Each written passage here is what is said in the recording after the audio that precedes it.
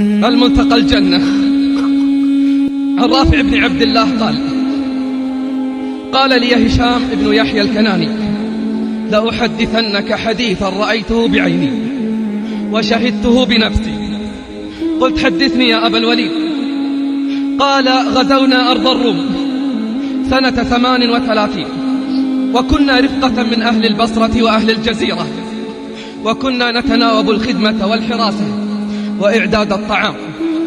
كان معنا رجل يقال له سعيد بن الحرث، ذو حظ من عباده، يصوم النهار ويقوم الليل، وكنا نحرص على تخفيف النوبة عليه لطول قيامه وكثرة صيامه، فكان يأبى إلا بالقيام بكل المهمات، وما رأيته في ليل ولا نهار إلا في حالة جد واجتهاد. فأدركني وإياه النوبة ذات ليلة في الحراسة، وكنا قد حاصرنا حصنا من حصون الروم، فاستصعب علينا. فرأيت من سعيد في تلك الليلة من الجلد والصبر على العبادة ما جعلني أحتقر نفسي، إنه فضل الله يؤتيه من يشاء. فلما أصبح الصباح ولم ينم قلت له: خفف على نفسك، فلنفسك عليك حق، والنبي صلى الله عليه وسلم يقول: اكلفوا من العمل ما تطيقون. فقال لي: يا أخي، إنما هي أنفاس تعد، وعمر يفنى، وأيام تنقضي، وأنا رجل أنتظر الموت في أي لحظة. فبكيت لجوابه، ودعوت الله لي وله بالعون والتثبيت، ثم قلت: نم قليلا لتستريح، فإنك لا تدري ما يحدث من أمر العدو. فنام تحت ظل خيمته. وتفرق أصحابنا في أرض المعركة، وأقمت في موضعي أحرس رحالهم وأصلح طعامهم. فبينما أنا كذلك إذ سمعت كلاما يأتي من ناحية الخيمة، فعجبت، فليس هناك إلا سعيد نائما.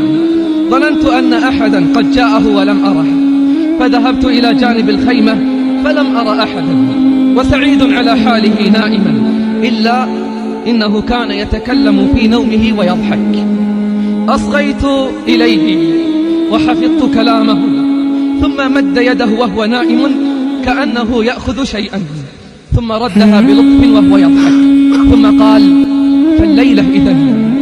ثم وثب من نومه واستيقظ وهو يرتعد خائفا، فاحتضنته إلى صدري حتى سكن وهدأ، وجعل يهلل ويكبر ويحمد الله.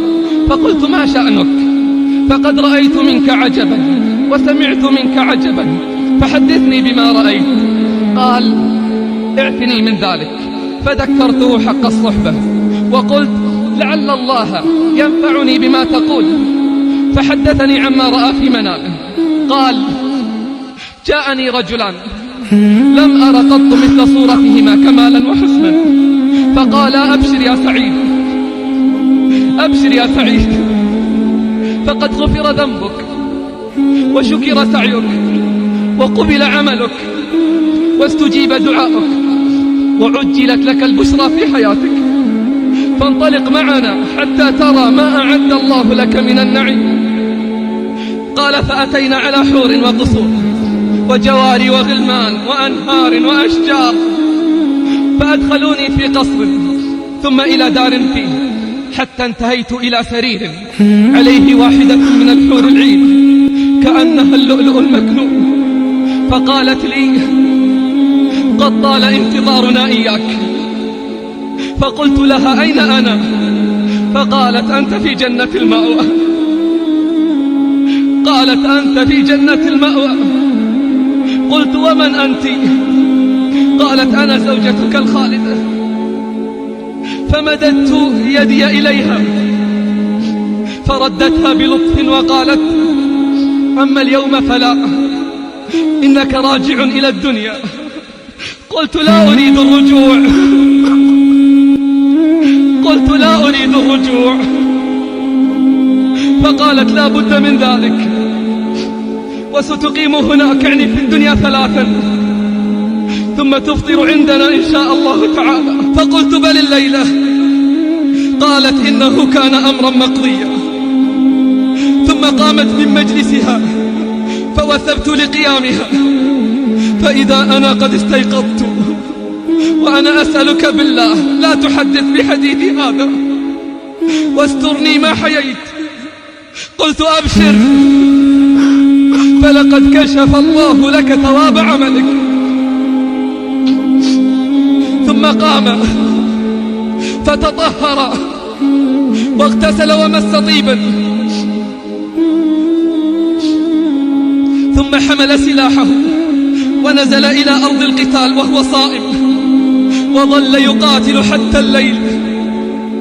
فلما انصرف أصحابه وهو فيهم قالوا يا أبا الوليد لقد رأينا من هذا الرجل عجبا، حرص على الشهادة وطرح نفسه تحت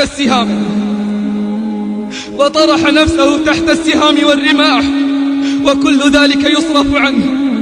قلت في نفسي لو تعلمون خبره لضحكتم قليلا ولبكيتم كثيرا.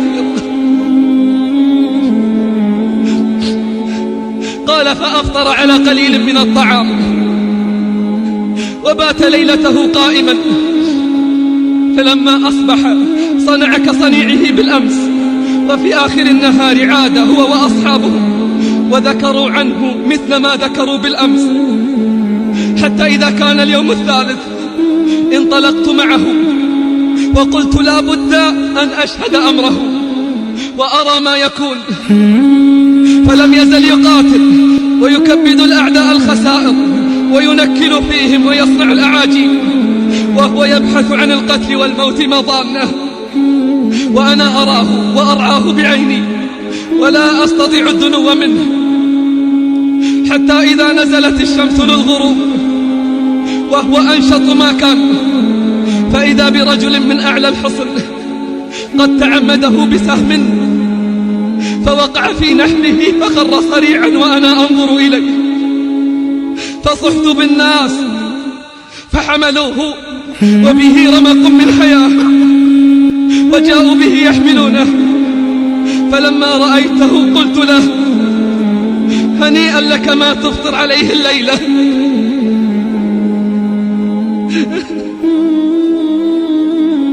قلت له هنيئا لك ما تفطر عليه الليلة، يا ليتني كنت معك فأفوز فوزا عظيما. فعض شفته السفلى وأومأ إلي ببصره وهو يضحك وقال اكتم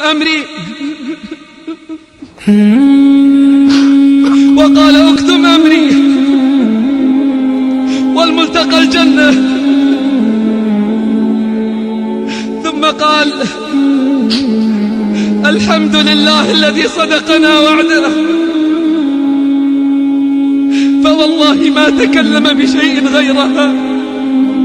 ثم فاضت روحه وآيات الله تنادي ولا تحسبن الذين قتلوا في سبيل الله أمواتا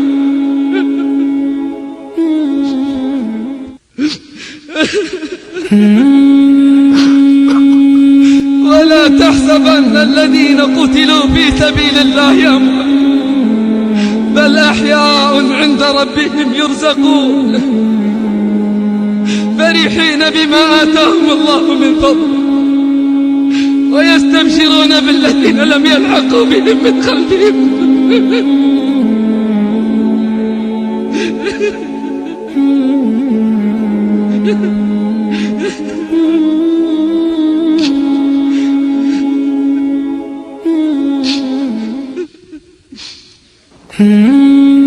ويستبشرون بالذين لم يلحقوا بهم من خلفهم ألا خوف عليهم ولا هم يحزنون يستبشرون بنعمة من الله وفضل وأن الله لا يضيع أجر المحسنين. هذه الجنان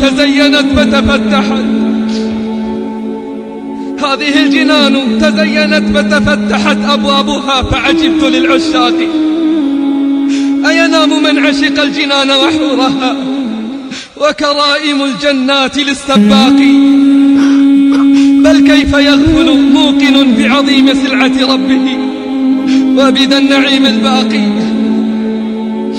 عن أبي هريرة رضي الله عنه عن النبي صلى الله عليه وسلم قال: إذا دخل أهل الجنة الجنة ينادي منادي: إن لكم أن تصحوا فلا تسقموا أبدا، وإن لكم أن تحيوا فلا تموتوا أبدا، وإن لكم أن تشبوا فلا تهرموا أبدا، وإن لكم أن تنعموا فلا تبأسوا أبدا. فذلك قول الله جل في علاه: ونودوا أن تلكم الجنة أورثتموها بما كنتم تعملون. فيا بائعا هذا ببخس معجل كأنك لا تدري بلى سوف تعلم، فإن كنت لا تدري فتلك مصيبة، وإن كنت تدري فالمصيبة أعظم. اللهم لا تحرمنا خير ما عندك بأسوأ ما عندنا يا أرحم الراحمين.